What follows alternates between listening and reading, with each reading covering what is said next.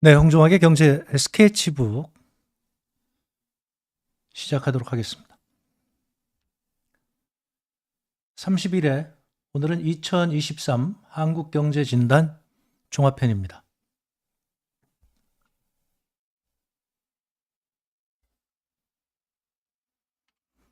오늘의 내용입니다. 1. 역대급 경제위기. 2. 외환위기 가능성은. 3. 한국경제의 취약부분. 4. 경제위기 대응책. 이런 주제들을 논의하도록 하겠습니다.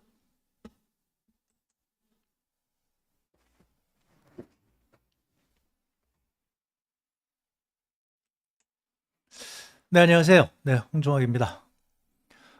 경제 스케치북 30일에 오늘은 한국경제 진단을 좀 해보기로 하겠습니다. 제 개인적인 사정으로 오늘은 녹화 방송으로 진행을 하는데요. 그래도 여러분들이 이 댓글에 메시지를 남겨주시면 그러면 제가 충실히 답변을 드리도록 하겠습니다. 댓글로 답변을 드리든지 아니면 다음에 답변을 드리도록 하겠습니다. 오늘은 그동안 얘기 드렸던 것을 한번 정리를 해보려고 합니다. 그래서 종합편이라고 얘기를 했지만 뭐 사실 한 번에 끝날 것 같지는 않고요. 그러니까 현재 상황에서 한번 종합해 보겠다. 아마 이렇게 생각을 하시면 될 것 같습니다. 그런 의미에서 이제 제가 오늘 한번 종합을 해 보도록 하겠습니다. 뭐 저는 그동안 뭐 항상 똑같은 얘기를 드렸고요. 그동안 드린 말씀을 한번 정리하는 시간을 갖는 게 좋겠다 해서 말씀을 드리는 겁니다.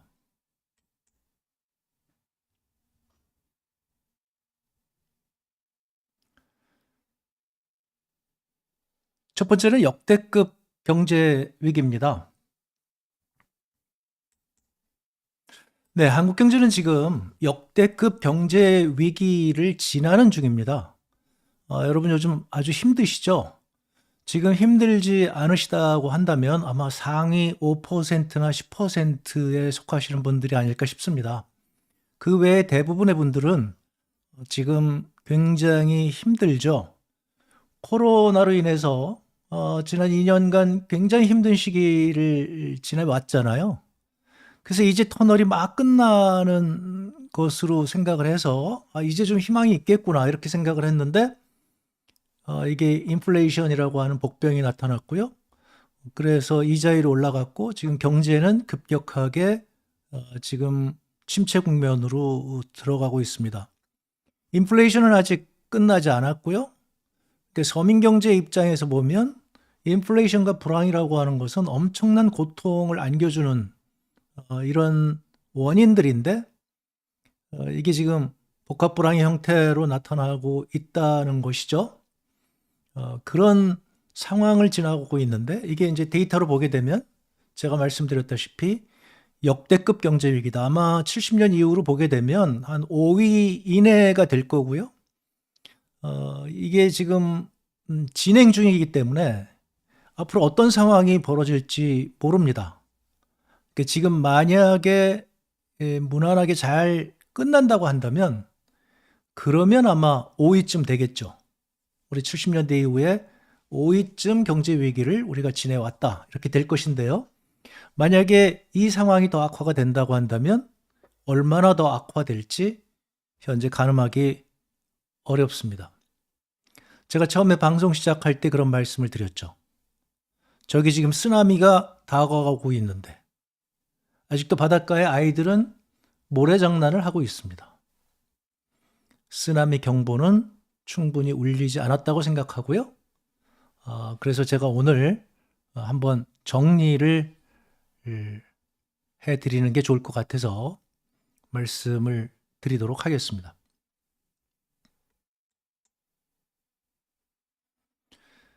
역대급 경제 위기의 징후들입니다.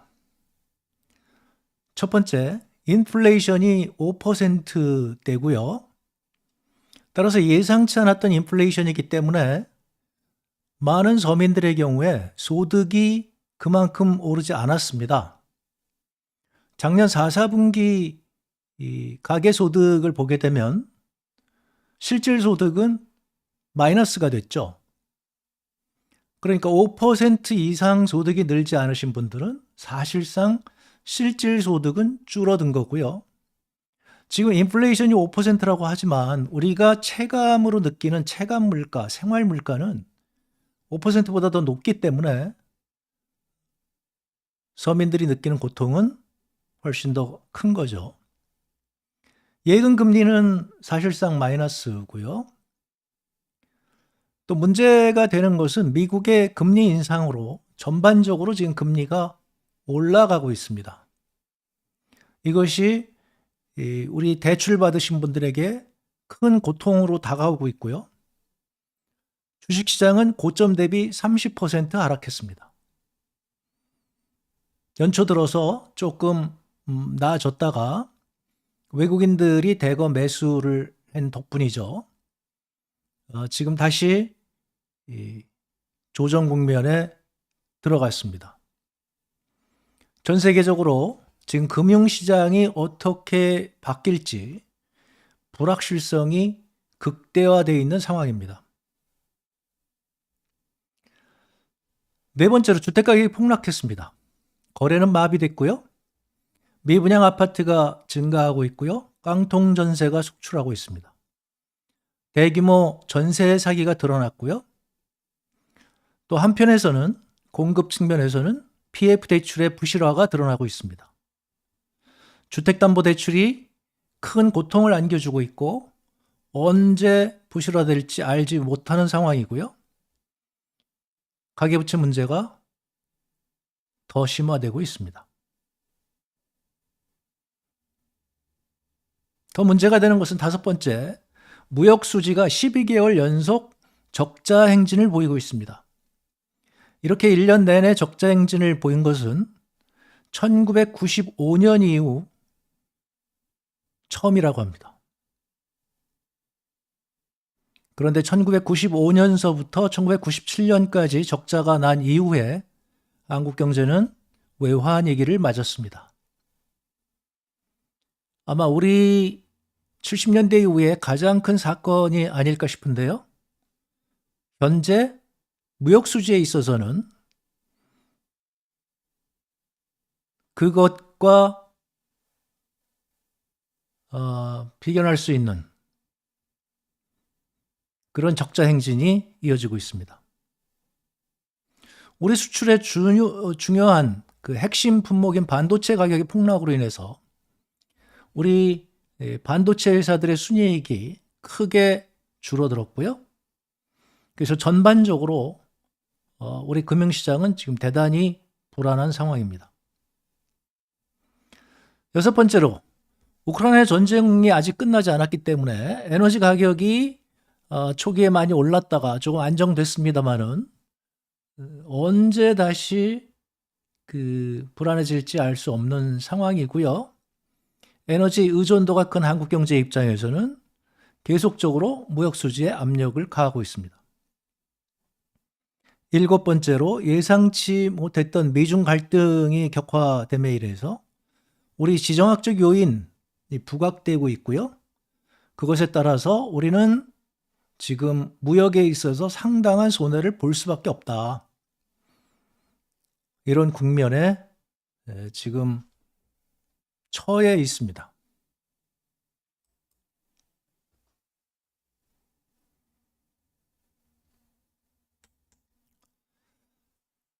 그런데 미국의 금리 인상은 끝나지 않았습니다. 최근에 다시 미국의 인플레이션이 둔화되다가 그 둔화 속도가 급격하게 줄어드는 덕분에 미국 연준에서는 지금 금리를 더 올려야 될 거 아니겠느냐, 이런 전망이 힘을 얻고 있습니다. 현재 0.25%씩 두 차례 올리는 것이 일반적인 예상입니다만 최근의 경제 변수들이 조금 바뀌었기 때문에 5.5%나 6%까지도 가야 되지 않겠느냐 하는 전망들이 새롭게 등장하고 있는 실정입니다. 현재 미국의 정책금리는 4.5에서 4.75%, 하한이 4.5, 상한이 4.75%입니다. 한국은 3.5%에서 지난주에 한국은행이 동결을 했습니다. 한국은행 총재는 지금 불확실성이 너무 크기 때문에 안개가 자욱해서 결정을 내릴 수 없다. 안개가 걷히면 다시 올릴지 내릴지 결정하겠다. 이렇게 얘기하고 있는데요. 미국과 한국의 금리 차가 커지면 커질수록 한국 외환 시장에 대한 압력은 커질 수밖에 없죠. 그래서 지금 원화 환율은 또 상승하고 있고 원화 가치는 떨어지고 있습니다. 굉장히 불안한 상황이죠. 그런데 그것보다 더 중요한 것은 미국의 금리 인상을 우리가 두려워하는 이유는요. 미국이 금리 인상할 때마다 전 세계적으로 경제 위기를 맞았기 때문에 그렇습니다.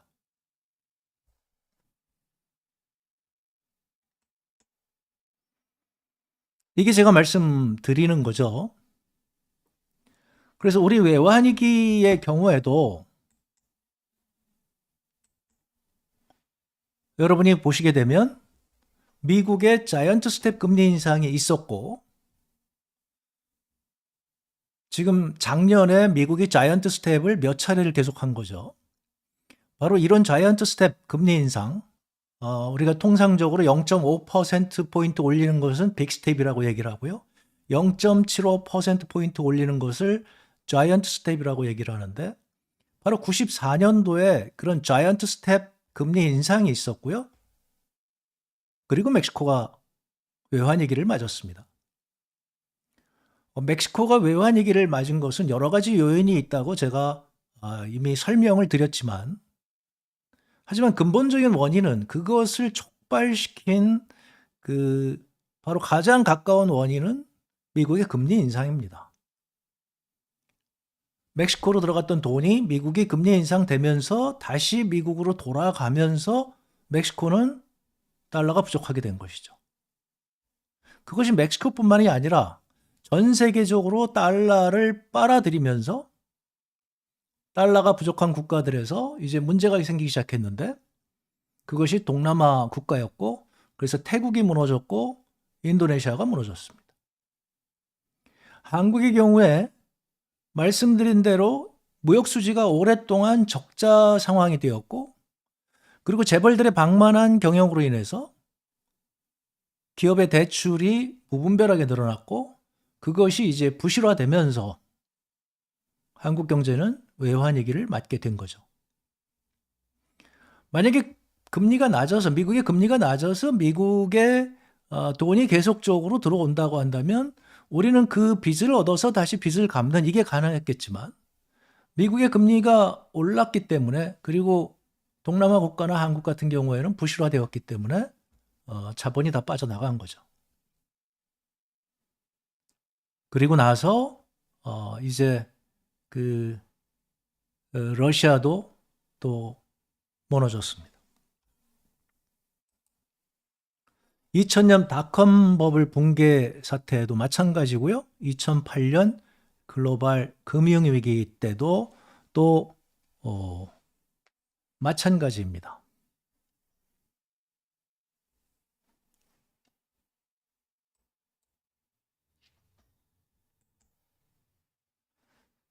이 그래프를 보여드리도록 하겠습니다. 이 그래프에서요, 이게 잘 안 나타나는데요. 불황이 여기서부터 여기까지 이게 불황입니다. 또 여기서부터 여기까지가 불황입니다. 2020년도에 불황이 아주 짧게 있었고요. 또 여기 90년대 초에 여기 불황이 있었습니다.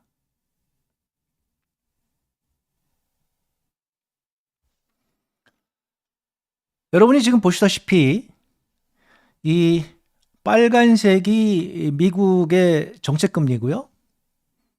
그리고 이 파란색이 미국의 소비자 물가지수입니다. 이 빨간색을 여러분들이 보시게 되면 여기 94년서부터 이렇게 금리를 급격하게 올린 거죠. 이게 아까 말씀드린 대로 자이언트 스텝을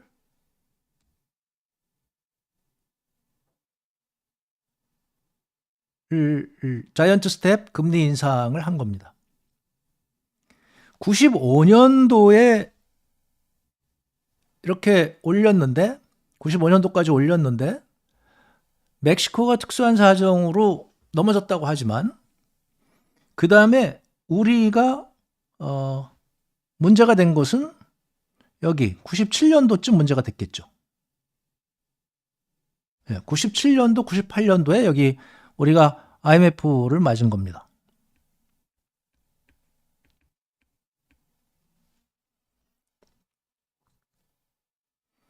다시 여러분들이 보시게 되면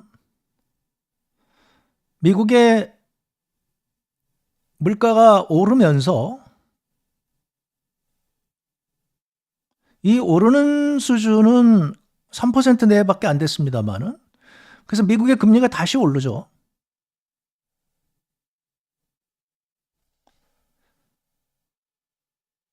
그리고 닷컴 버블이 붕괴됩니다. 2008년도를 보겠습니다. 여기 2008년도를 보시면 2005년도서부터 금리를 2004년도서부터 금리를 올리기 시작하고요. 그래서 2006년도, 2007년도까지 여기 금리를 올립니다. 그러니까 최종 금리가 여기 조금 못 미치는 이 상황인데요. 여러분이 보시다시피 문제가 생기는 것은 언제 문제가 생기냐면 그로부터 최종 금리에 올라간 다음에 지금 1년, 2년 있다가 문제가 터졌다는 것이죠. 2008년도에 와서 문제가 터진 겁니다. 그러니까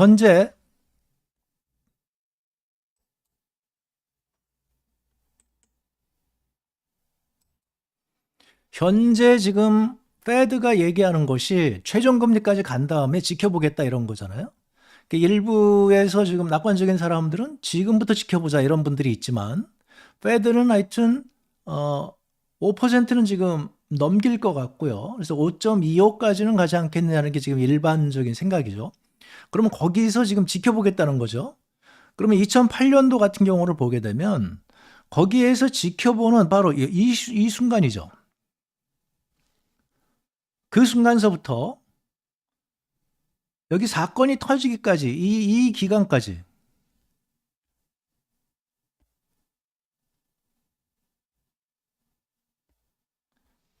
시간이 있다는 겁니다. 미국이 최종 금리에 도달하고 그리고 시간이 좀 지나서 전 세계적으로 경제 위기가 왔다. 2008년도 상황입니다. 닷컴 버블 때도 마찬가지고 1997년 우리 외환위기 때도 마찬가지고 미국이 금리를 올렸을 때 전 세계적으로 커다란 그 위험 부담을 안게 되었고 그것이 1, 2년 지나서 견딜 수 없는 데부터 터지기 시작하는 거죠. 그것이 때로는 동남아 국가일 수도 있고 때로는 러시아일 수도 있고 때로는 지금 중남미는 계속적으로 지금 힘듭니다. 중남미는 이렇게 미국이 금리를 올릴 때마다 힘들고 그리고 닷컴 버블처럼 미국 국내가 힘들어질 수도 있고 2008년도 글로벌 금융 위기처럼 미국의 시장이 전부 붕괴되면서 전 세계적으로 위기가 올 수도 있습니다. 이것이 지금 우리가 두려워하는 거죠. 따라서 우리가 지금 역대급 경제 위기를 우리는 지나고 있다. 이렇게 판단하는 것이 정확할 것입니다. 거기에 비해서 지금 현재 우리 국내 사정은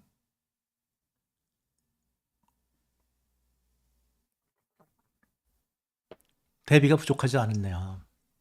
일단 논의를 하지 않잖아요. 그런데 이제 그러다 보니까 그럼 또 외환 얘기 오는 거 아니야? 그것은 제가 이미 정리를 해드렸죠. 그래서 외환 얘기 가능성은 상대적으로 낮다. 그 이유는 이겁니다. 지금 외환보유고 4천억 불, 국민연금 3천억 불, 한국투자공사 2천억 불, 그리고 서학개미가 대대적으로 해외 투자를 하는 덕분에 우리나라에서 지금 외환위기 가능성은 굉장히 낮고요. 특히 한국의 순대외 금융자산이 지금 7천억 불 이상 플러스로 되어 있기 때문에 외환 시장이 큰 충격을 받을 가능성은 상대적으로 적다. 그렇지만 한국은 부동산 비중이 높고 금융자산 비중이 낮은 편이라서 앞으로도 계속 이 자금이 빠져나갈 가능성이 높습니다. 왜냐하면 국내 금융기관은 불투명하기 때문에 외환 거래가 자율화되게 되면 그러면 투명하고 수익률이 좋은 해외 펀드라든가 해외 투자 수단에 투자를 하겠죠.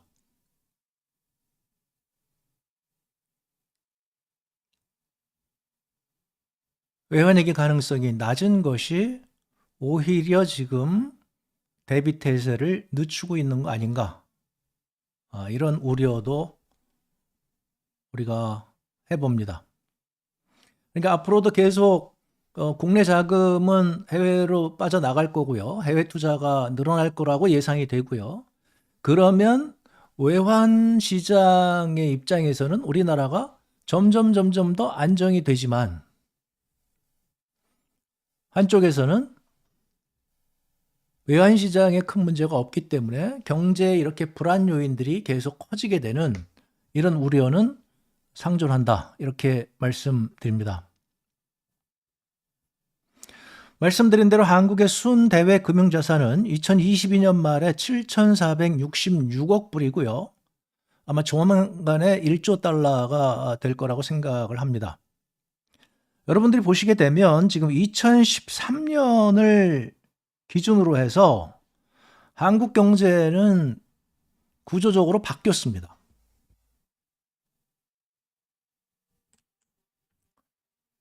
그렇죠? 그래서 대외순 금융자산이 마이너스였다가, 그러니까 우리가 대개 외환보유고를 한 4천억 불 정도 외환위기 이후에 보유를 하고 있기 때문에 해외에서 우리 국내에 투자하는 게 대개 6천억 이상 이렇게 투자를 하고 있다는 거죠. 물론 이제 그 외환보유고 말고도 다른 게 있으니까 그보다 더 이제 국내에 들어오겠지만 하여튼 우리가 대개 최대 우리가 순대외 금융부채가 2천억 불 여기까지 됐었는데 지금 2013년을 기점으로 해서 우리의 대외 금융자산이 급격하게 늘어나서 지금 7,400억 불이고요. 2022년 말에. 그것이 지금도 2022년에 그렇게 힘들었음에도 불구하고 이렇게 늘어나고 있는 게 보이는 거죠.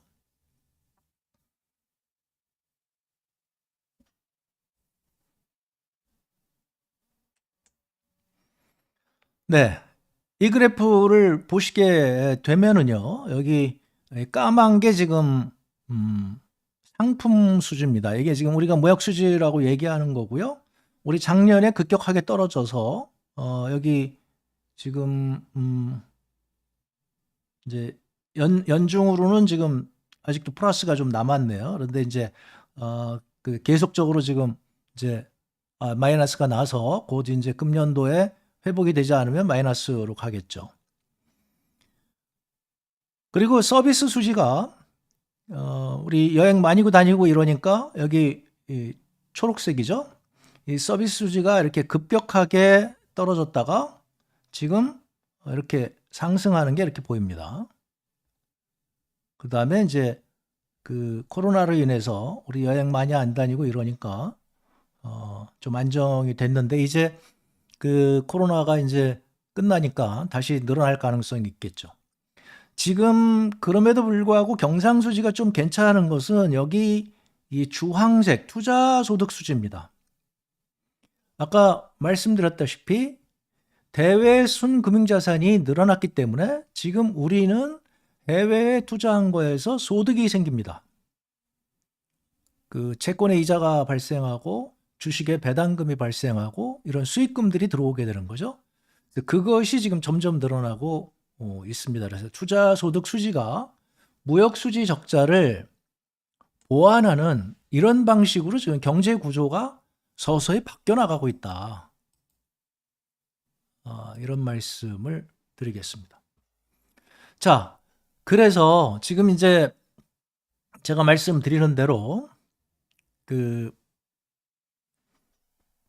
한국 경제는 지금 역대급 경제 위기를 지나는 중입니다. 그러면 취약 부분이 어디인지를 우리가 예상을 해야 되겠죠. 그래서 그런 부분들이 더 이상 커지지 않도록 미리미리 방비를 해야 되는 거죠. 이게 이제 쓰나미 비유에서는 쓰나미가 오고 있으니까 빨리 우리가 고지로 피난을 해야 되는 거죠. 그래서 위험한 것들, 귀중품들을 빨리 높은 곳으로 옮겨야 되는 겁니다. 그런 취약 부분을 한번 따져보도록 하겠습니다.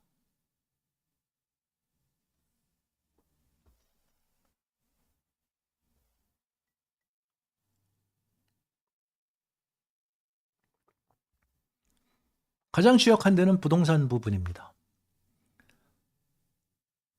지난 시간에도 말씀드렸다시피 실수요자가 소득으로 살 수 없는 수준까지 우리 부동산이 지금 거품이 심각합니다.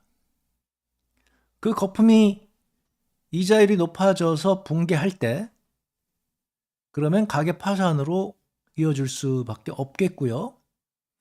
이미 시작을 한 거죠. 손실 보고 지금 주택을 파시는 분들이 있는데 그런 분들은 굉장히 큰 손실을 봤을 거고요.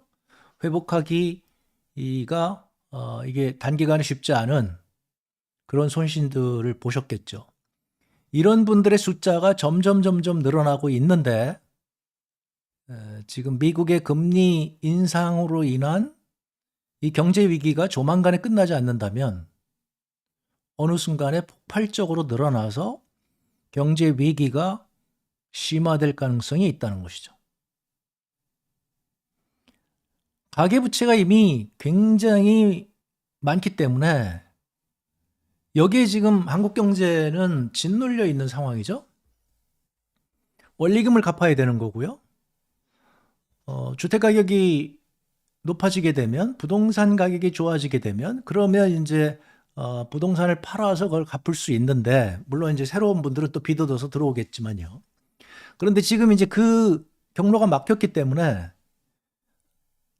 이 가계부채 문제를 해결하기 위해서 부동산을 처분하든지 아니면 이 지금 과다한 가계부채의 원리금을 갚아 나가야 되는데 그러다 보니까 이제 소비할 여력이 줄어들게 되는 거죠.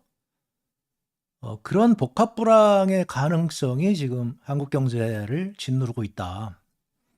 그게 이제 경제학에서는 debt deflation 이론이라고 얘기를 해서요. 그래서 부채가 많아지게 되면 사람들은 처음에는 빚을 얻어서 빚을 갚고 그리고 소비를 하다가 그것이 어느 순간에 더 이상 지속 가능하지 않다고 판단이 되는 순간에 그 순간부터 여기저기 파산이 생기고 소비는 줄어들게 되고 이렇게 될 것인데요. 특히 한국의 경우에는 변동금리 대출이 굉장히 높기 때문에 미국의 금리 인상이 아주 치명적인 지금 충격을 주고 있다.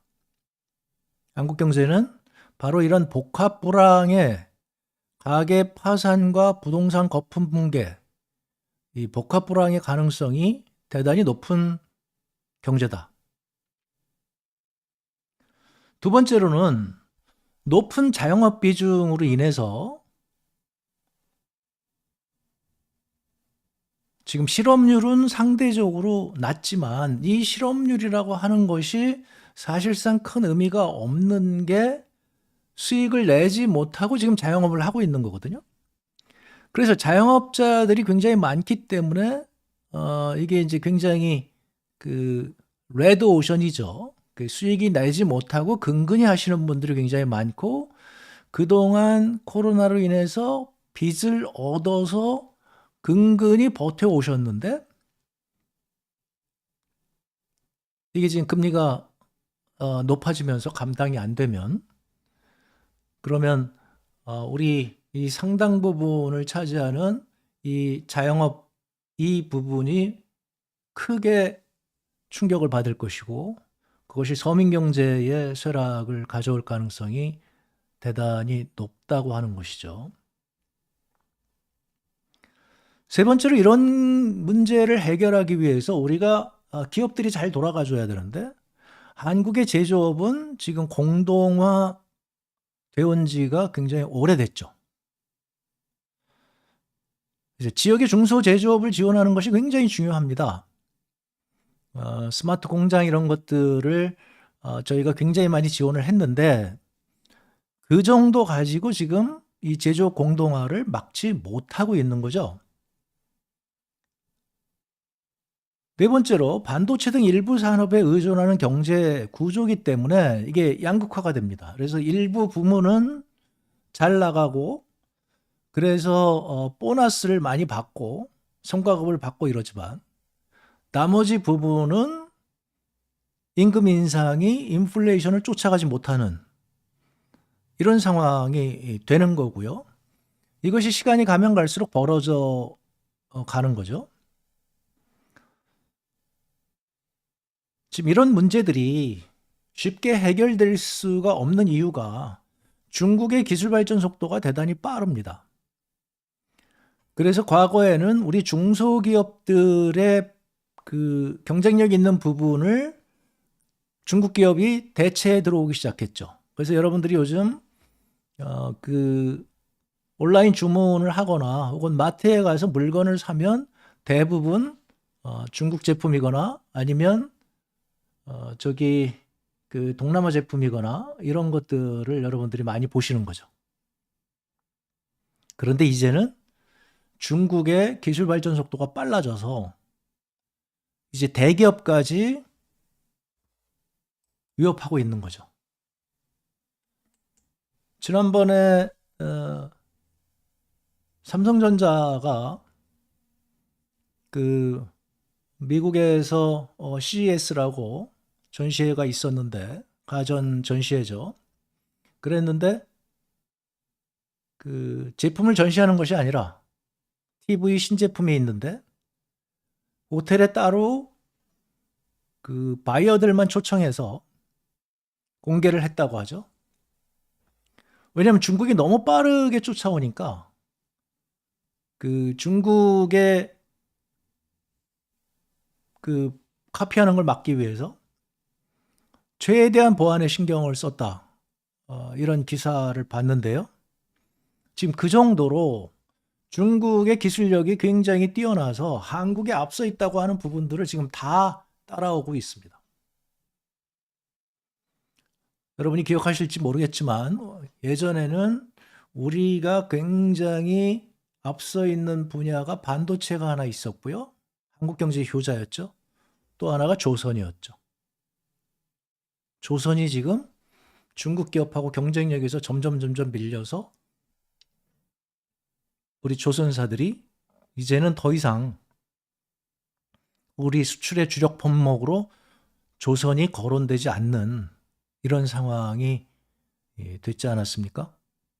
지금 이런 것들이 다른 부문에서도 지금 계속 이어지고 있다. 한국 제품들이 그동안은 중국에서 판매가 잘 되어서 많은 수익을 내는데 큰 기여를 했는데 최근에 한국 제품들의 중국 시장 점유율은 크게 떨어져서 이제 중국에서 다 철수하고 있는 상황이죠. 그런데 여섯 번째로 지정학적 요인에 따라서 이제 더더군다나 중국이라고 하는 저 거대 시장을 우리가 더 이상 향유할 수 없는 그런 상황이 된 거죠. 여기에 우리를 크게 짓누르는 게 있습니다. 저출생이죠. 한국의 성장 잠재력은 계속 떨어질 것이다. 네, 지난번에 보여드린 그래프 다시 한번 보여드리면요. 이렇게 되어 있고요. 지금 2023년 여기입니다.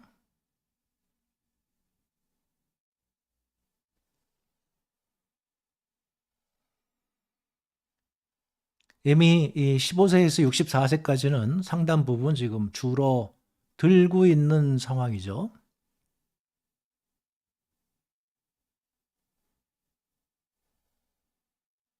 역대급 경제 위기 상황에서 우리 과거하고는 다르게 이렇게 구조적인 문제들이 한국 경제를 짓누르고 있다. 이런 말씀을 드리는 거죠.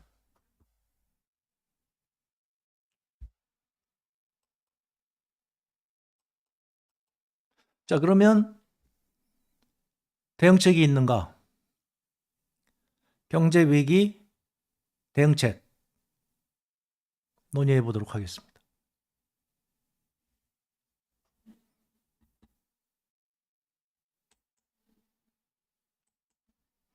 제가 말씀드리는 건 이런 거죠. 위기를 위기로 인식할 때 위기는 더 이상 위기가 아니다. 이런 얘기들을 많이 합니다. 위기가 사전에 우리가 알려져 있다면 그러면 이제 국가적으로 우리가 중지를 모으고 그래서 하나하나씩 실마리를 찾아가서 해결책을 만들면 되니까요. 그러니까 제가 답답한 것은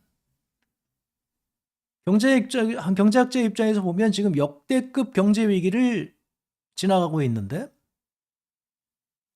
정부나 정치권이나 우리 학계나 언론이나 여기에 대한 논의가 없잖아요. 바로 이게 위기라는 거죠. 가장 큰 위기는 위기를 인식하지 못하는 위기. 역대급 경제 위기가 지나가고 있는데 서민 경제 파탄의 순간이 바로 눈앞에 있는데 그것은 논의하지 않고 있는 상황. 제가 두려운 것은 우리가 외환위기 때도 1997년 초에 여러분 기억하시는지 모르겠지만 노동법 파동이 있었어요.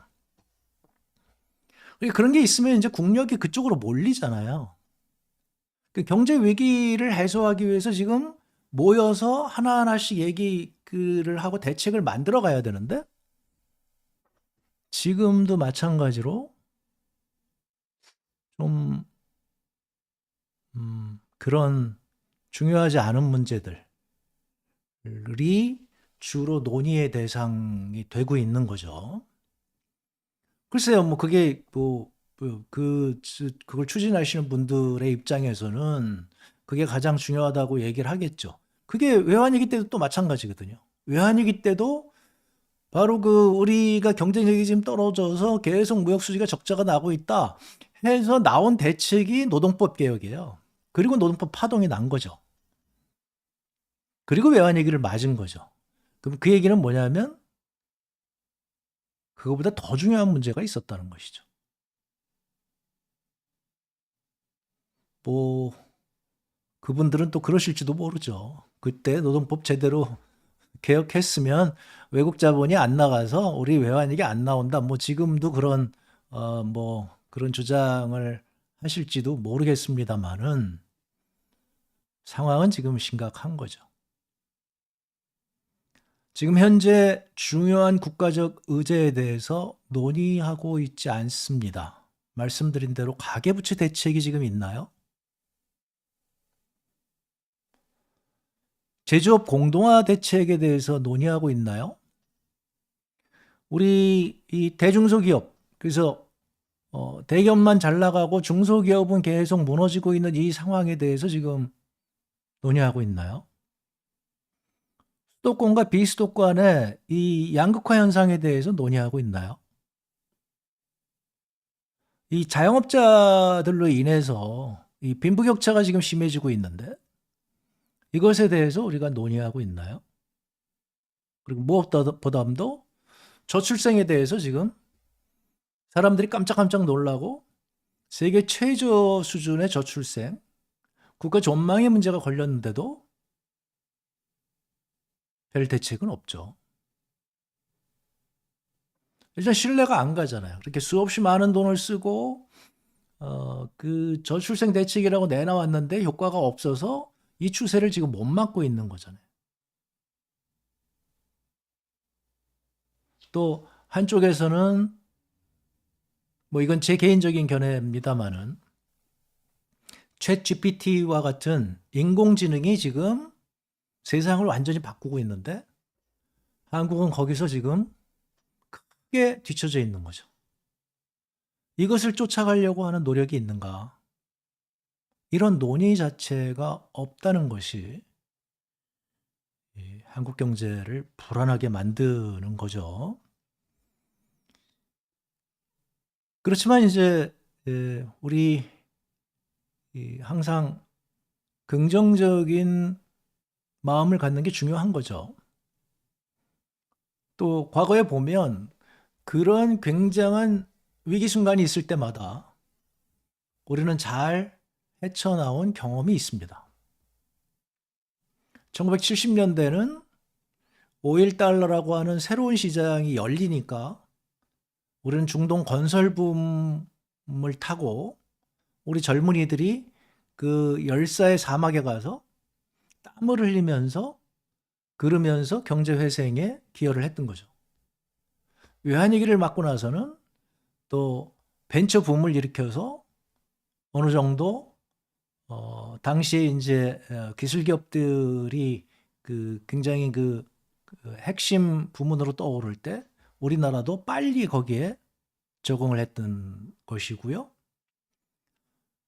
또 2000년대에 들어와서는 중국이 저렇게 빠르게 성장을 하니까 중국 시장을 빠르게 우리가 공략을 해서 우리가 크게 성공을 했던 것이죠. 특히 특정 분야에서는 우리가 선도 능력을 확인한 바 있습니다. 반도체, 디스플레이, 태양광, 배터리 이런 데서는 우리가 지금 경쟁력이 있죠. 또한 세계 최고의 인적 자원을 보유하고 있기 때문에 우리가 정신 차려서 한번 해보자 하면 우리는 할 수 있는 그런 능력이 있는 나라입니다. 그런 나라에서 지금 중요한 그 문제를 다루지 않고 있다는 게 답답하다는 거죠. 역대급 경제 위기를 우리가 지나가고 있다. 이 얘기를 우리가 해줘야 되잖아요. 씩씩하게 이 역대급 경제 위기를 우리가 헤쳐나가면 그러면 우리 앞에 그 또 밝은 미래가 있다. 이런 희망을 갖고 국민들이 열심히 일할 수 있는 이런 분위기가 만들어져야 되는데 지금은 그렇지가 않은 거죠. 그냥 뭐 또 경제가 어려우니까 또 그 어려운 경제 중에 또 하나인가 보다. 그래서 많은 그냥 기관이나 뭐 이런 데서 그냥 타성에 젖어서 옛날처럼 하고 있는 거죠. 이런 것들이 저는 답답하다는 거고요. 그래서 저 나름대로 경제 위기 대응책을 한번 이렇게 정리를 해봤습니다. 이게 뭐 총망라된 것도 아니고요. 이게 제가 그냥 일단 현 단계에서 이런 것들을 시급하게 해야 되지 않겠느냐 하는 입장에서 말씀을 드린 거고요. 일단 무역 수지 방어를 최우선 과제로 우리가 추진을 해야 됩니다. 그럼 무역수지 방어하려면 어떻게 해야 돼요? 우리 지금 적자의 상당히 큰 원인인 에너지 수입을 줄여야죠. 그래서 몇 차례 말씀을 드렸습니다마는 우리 전기나 가스나 이런 것들에 대해서 요금 체계를 바꿔서 절약을 하면 할수록 이익이 되는 이런 요금 체계를 만들고, 또 반면에 기본 요금은 낮춰서 서민들에게 큰 피해가 가지 않도록 하고, 그러면서 이제 그렇게 해서 비용 부담이 큰 회사 같은 사용량이 많은 기업들의 경우에는 대체 에너지로 전환하는 것에 대해서 정부가 적극적으로 투자를 해야 되는 거죠. 이렇게 투자를 하게 되면 그럼 그것이 또 경기 부양책이 된단 말이에요. 그러면 에너지가 절약돼서 무역 수지가 방어되고, 또 장기적으로 기후 변화에 우리가 능동적으로 대처하게 되면서, 또 단기적으로는 대체 에너지 투자가 늘어나니까 경기 부양도 되는 이런 정책인데, 이런 부분에서 지금 집중력이 좀 부족하다 이렇게 보이는 거고요. 두 번째는 가계부채를 빨리 해결을 해줘야 되는 거죠. 저게 지금 계속적으로 우리가 성장하지 못하는, 억눌리는 그런 작용을 하고 있거든요. 그래서 은행에 이익이 많이 남았다고 그러는데요. 빨리 충당금을 늘리고요. 그리고 대대적으로 채무 재조정을 해서 이분들을 새 출발을 하도록 하고, 그래서 소비가 정상으로 돌아오도록 해줘야 되는 거거든요. 부동산도 마찬가지입니다. 세 번째로 부동산 연착륙 대책을 마련해야 되는데요. 주택담보대출 문제도 해결을 해줘야 되는 거고요. 그래서 빨리 고정금리 대출로 바꿔 나가야 되는 거고요. 또 지금 PF 대출 문제가 되고 있는데, 이 PF 대출을 부실 PF를 빨리 정리하면 할수록 경쟁력이 있는 PF들은 살아나는 겁니다. 그러니까 지금 한정된 자원을 가지고 우리가 이것을 효율적으로 써야 되는 거거든요. 그래서 구조조정의 핵심은 그거죠. 우리가 낮은 금리로 저금리로 오랫동안 왔기 때문에 좀비 기업들이 있는 거죠. 특히 이제 부동산 같은 경우에 거품이 일어났으니까 그런 좀비 기업들이 있는데, 좀비 기업들, 그러니까 수익을 내지 못하는 거죠. 그러니까 거품이 있을 때는 수익을 내는데, 그래서 너도 나도 뛰어들었지만 이제 거품이 줄어들게 되면 경쟁력이 없는 기업들, 그래서 수익을 제대로 내지 못하는 기업들, 이것을 우리가 좀비 기업이라고 한다면, 이 좀비 기업들을 빨리 정리를 해줘야 정상적인 기업들의 수익이 늘어나게 되고, 그러면서 시장은 안정이 되는 거죠. 미분양 아파트도 마찬가지입니다. 미분양 아파트를 빨리 정리를 해줘야 되는 거예요.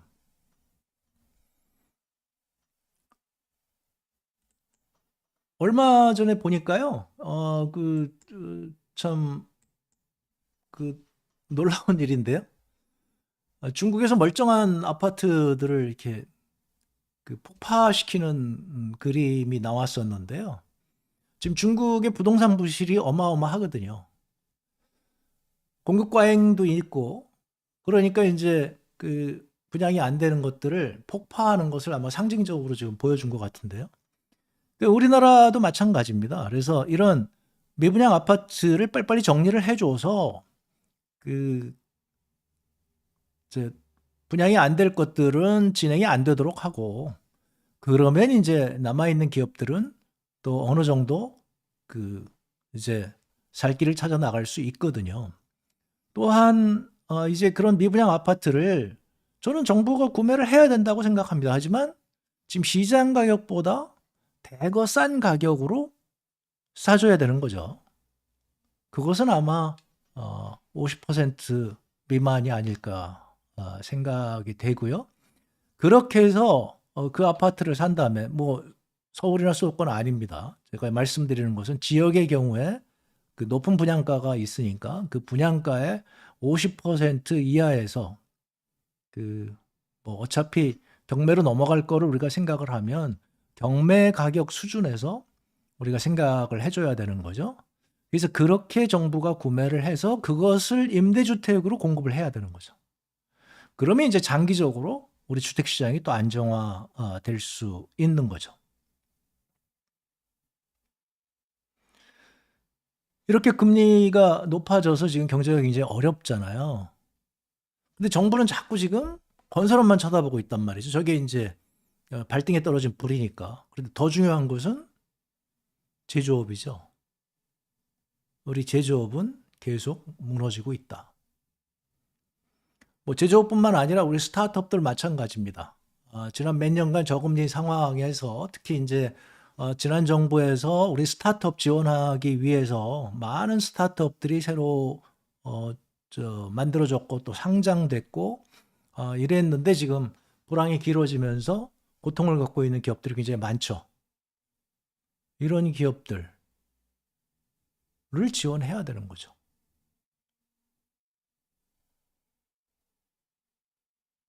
다섯 번째는 이런 상황에서 저 반도체 대기업한테 정부의 그 자금을 지원하는 건 안 맞다는 거죠. 우리 반도체 산업을 살리기 위해서 국가 전체적으로 힘을 합칠 수 있는 그런 생태계를 만들어줘야 되는 거죠. 네. 기업의 입장에서는 우리한테 돈 주면 우리가 그거 가지고 이제 잘 쓰겠다 이렇게 되지만 우리 국가 전체적인 입장에서 보면 그렇게 한 기업에 의존하는 것은 맞지 않는다는 거죠. 그래서 저는 어 제가 그 이제 K이노베이션에서 말씀을 드릴 건데요. 한국의 반도체가 저렇게 되기까지에는 저는 반도체 연구조합이 큰 역할을 했다고 생각을 합니다. 그래서 그런 연구조합들을 만들어서 우리 지금 선도에 나가 있는 기업들, 그리고 우리 중소기업들, 그리고 학계, 연구원들이 함께 모여서 우리가 힘을 합칠 수 있는 이게 이제 제가 계속 강조하는 오픈 이노베이션이잖아요. 개방형 혁신이죠. 이것이 바로 미국에서 지금 오픈 AI, 챗 GPT를 만든 그런 기업들이 성공하는 비결이고요. 한국도 지금 그렇게 해줘야 되겠다. 여섯 번째로 이런 중요한 부문, 인공지능에서 지금 너무 뒤처져 있다. 인공지능이 이제 세상을 다 바꿔놓을 건데 한국은 지금 이 상황으로 가게 되면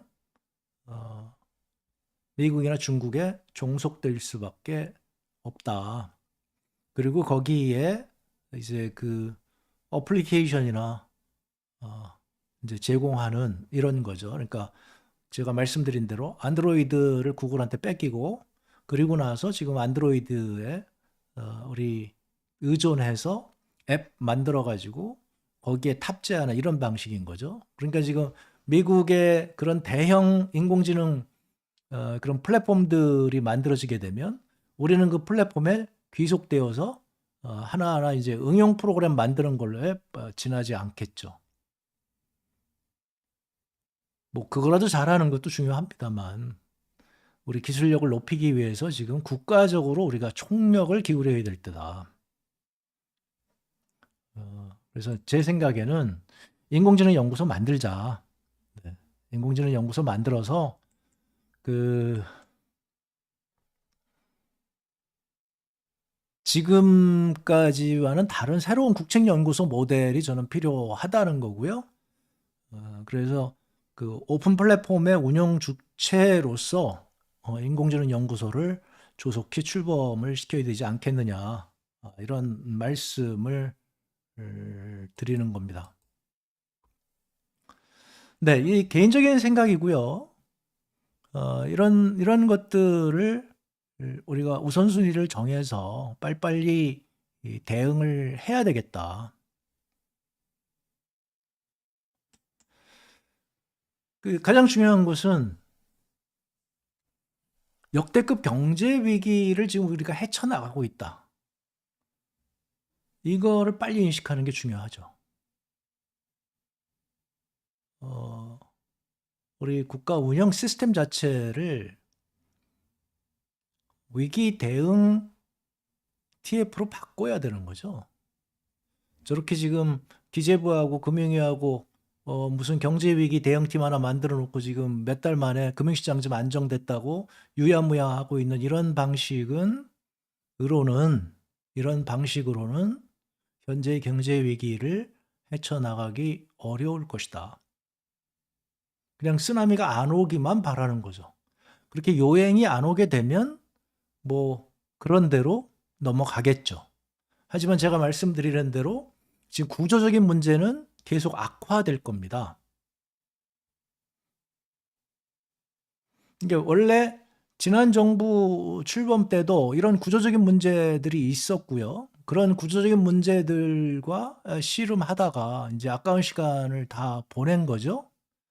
그러면서 이제 일부 성과를 낸 데가 있고 일부 성과를 내지 못한 데가 있는데 지금 그런 구조적인 문제를 안고 있는 한국 경제에서 역대급 경제 위기를 맞고 있으니 우리 모두 힘을 합쳐서 대응책을 만들어야 될 때라고 저는 생각을 합니다. 네, 오늘 한번 집중적으로 한국 경제의 상황에 대해서 한번은 정리를 해야 될 것 같아서요. 작년에 제가 경제 스케치북 시작하면서 했던 얘기들을 지금 순간에 한번 정리를 해 드렸습니다. 다음 시간에 또 뵙도록 하겠습니다. 좋은 말씀 많이 주시고요. 제 얘기에 동의하지 않으실 수도 있습니다. 또 좋은 대책이 있으면 저에게 또 알려주시기 바랍니다. 그렇게 다음 시간에 또 뵙도록 하겠습니다.